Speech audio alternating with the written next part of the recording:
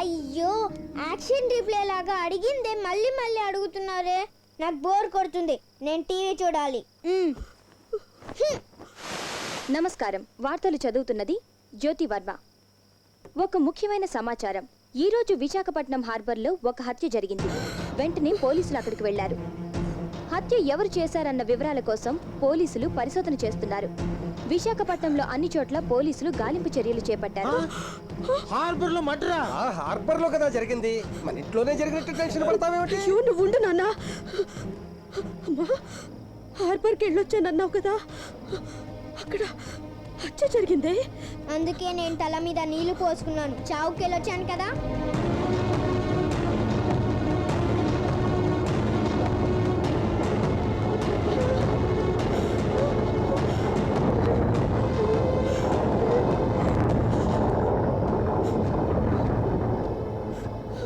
ఈ హత్యతోనే ఆగిపోదు, త్వరలోనే ఇంకో హత్య కూడా జరగబోతుంది. ఏమంటున్నావే?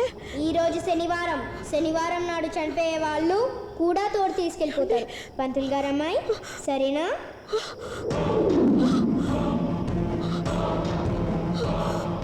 అమ్మా, నిన్ను పంతులు గారమ్మాయి అని పిలిచేది చనిపోయిన సావిత్రి ఒక్కతే కదా? అవును నాన్న. మరి ఇప్పుడు దుర్గాలా పిలుస్తుంది ఏమిటి? ఏమో నాన్న. ఈరోజు సావిత్రి చనిపోయిన రోజు.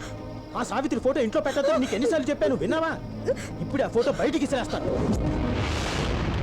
గాయత్రి, ఫోటోలో ఉన్న సావిత్రి బొమ్మ మాయమైపోయిందేమిటి? సావిత్రి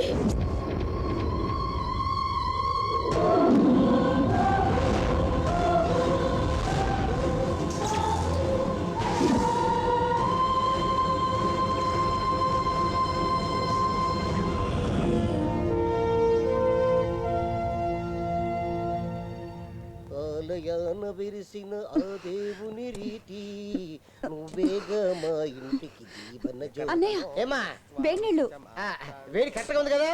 అన్నయ్యకి ఓవర్ హీట్ పడదు. ఒరే రాంబాబు, నీకు నీ కారు మీద విపరీతమైన మమకారం ఉందని నాకు తెలుసు. కానీ ఇలా హాట్ వాటర్తో స్నానం చేయించడం టూ మచ్గా లేదు? 2 మచ్చో 3 మచ్చో నాకు తెలియ శాస్త్రి గారు. రాత్రంతా ఒకటే వర్షం, నీళ్లు ఐస్లా తయారయ్యాయి. ఐస్ నీళ్ళు తాగలం కానీ ఐస్ నీళ్ళతో స్నానం చేసాం అనుకోండి జ్వరం వస్తుంది కదా. అది మనుషులకి రా, ఇది జడ పదార్థం. Hot water cool water difference ఈ కారుకి ఎలా తెలుస్తుంది చెప్పు నాన్న. గుళ్ళో అభిషేకానికి పాలు, తేనె, నెయ్యి ఇవన్నీ సిద్ధం చేసి పెట్టాను. కానీ నాకు ఒక చిన్న సందేహం. లేదు, అభిషేకానికి ఇన్ని రకాలు ఉన్నాయి కదా, ఇది పాలు, ఇది తేనె, ఇది నెయ్యి అని ఆ శివలింగానికి డిఫరెన్స్ ఎలా తెలుస్తుంది? అది రాయే కదా. అపచారం లెంపలేసుకో. దేవుణ్ణి రాయి అంటావా? కోపం వస్తుంది కదా. నువ్వు రాయిలో దేవుణ్ణి చూస్తావు, వాళ్ళు కార్లో దేవుణ్ణి చూస్తున్నారు. కాదు, గాయత్రి చెప్పిందే కరెక్ట్. భలే అడిగా పంతులు గారమ్మాయి. దెబ్బకి మీ నాన్నగారు అద్దరిపోయారు. ఎంతైనా నువ్వు నా ఫ్రెండ్ కదా. సరే సరే బయలుదేరండి నాన్న, అక్కడ శివుడు మీకోసం ఎదురు చూస్తున్నాడు. వెళ్ళండి.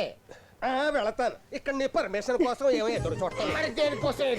సావిత్రి, నీకోసం ఏం తెచ్చానో చూడు. ఏంటిది? ఇందా చక్కెర పొంగలి, నీకు చాలా ఇష్టం కదా, అందుకే తెచ్చాను. అయ్యో, మీ నాన్నగారు దేవుడు నైవేద్యం కోసం ఉంచిన దాన్ని తీసుకొచ్చావా? తప్పు తప్పు, కళ్ళు పోతాయి. దేవుడు ఏనాడైనా మనుషుల్ని గుడ్డివాళ్ళని చేశాడా? మంచివాళ్ళు తింటే ఆ మహావిష్ణు తిన్నట్టే. తిను. సావిత్రి, ఏమైంది? పంతులు గారమ్మాయి, నా మీద నీకెంత అభిమానం. నాకంటూ ఇంకో జన్ముంటే నీ కడుపులో బిడ్డగా పుట్టాలనుకుంటున్నాను.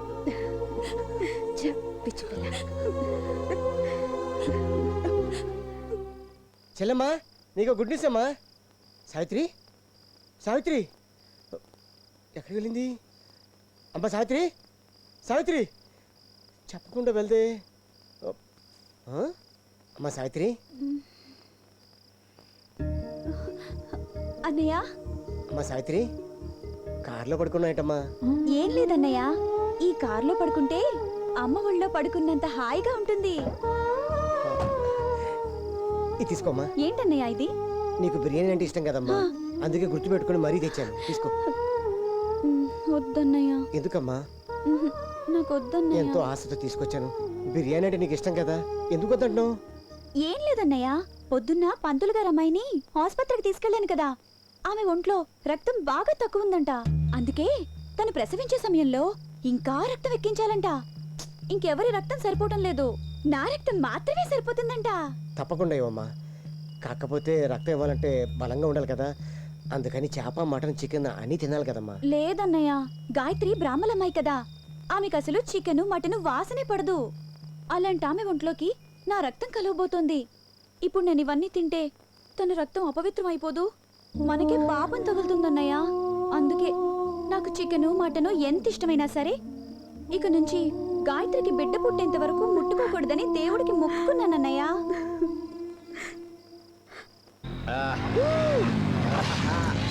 ఓహో ఏ కమ్ ఆన్ బాయ్స్. ఆహా సూపర్ ప్లేస్ రా మామ.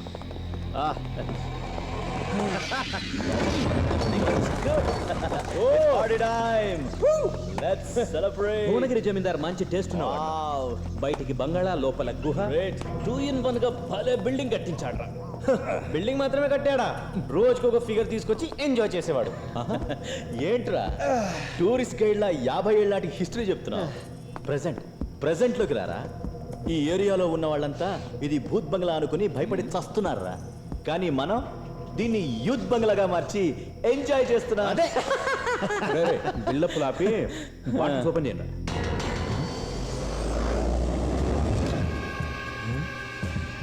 Good evening friends.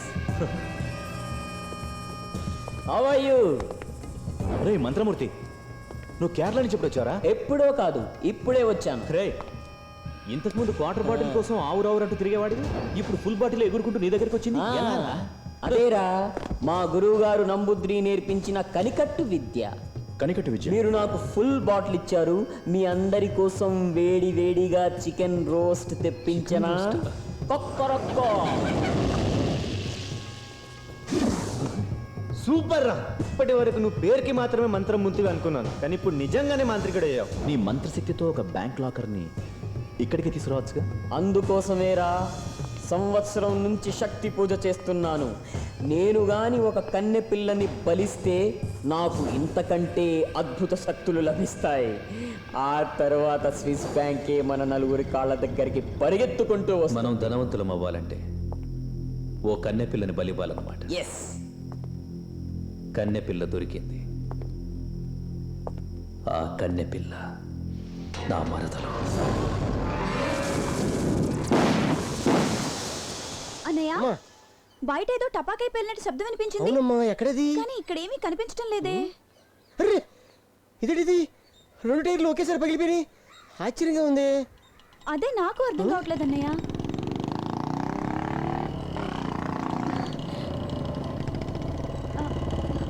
అన్నయ్య, బావా, అవసరం ఏంటి? రా బావరా, సడన్ గా నువ్వు వచ్చేసరికి నా కాళ్ళు చేతులు ఆడలేదు బావా. నువ్వు లోపల కూర్చో, నేను తినడానికి తీసుకొస్తాను. హలో, అవేం అక్కర్లేదు. అన్న చెల్లెలు ఇద్దరు కలిసి నన్నేదో గెస్ట్ చూసినట్టు చూస్తున్నారు. నేను ఇంటెల్లు. బావా నువ్వు చెప్పేది నిజమే కదా బావా? నిజమే బావా, బాగా ఆలోచించి మరీ చెప్తున్నాను. మా అమ్మ మీ అమ్మకిచ్చిన మాటని కాదండం నాకు ఇష్టం లేదు.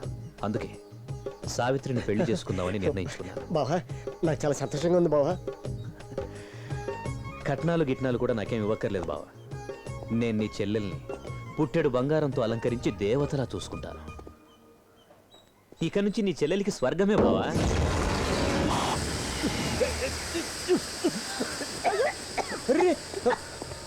ఇదేంటి బావా, శుభవాని పెళ్లి గురించి మాట్లాడేటప్పుడు మొహం అంతా ఇలా నల్లగా మసైపోయిందేంటి? ఏం పర్వాలేదు సావిత్రి, ఇది మిషన్ కదా. పాపం మంచి చెడు దానికేం తెలుస్తాయి.